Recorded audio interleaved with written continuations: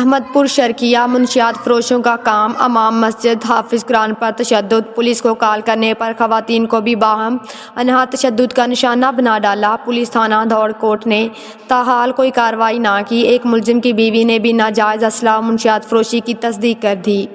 JN news نے واقعے کی CCTV فوٹیج حاصل کر لی۔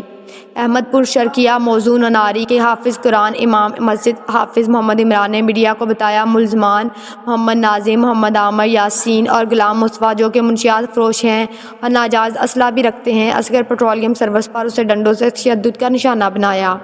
ملزمان نے چاقو بھی اٹھا رکھے تھے۔ ملزمان کی ناجائز اسلحہ اور منشیات فروشی کی تصدیق ایک ملزم کی بیوی نے بھی کر دی۔ تاحال تھانہ دھوڑ کوٹ نے ملزمان کے خلاف کوئی کارروائی نہ کی۔ پولیس کو اطلاع کرنے کی رنجش پر ملزمان امام مسجد کی بہنوں پر بھی ملزمان کا تشدد، پولیس تھانہ دھوڑ کوٹ نے تاحال کوئی کارروائی نہیں کی۔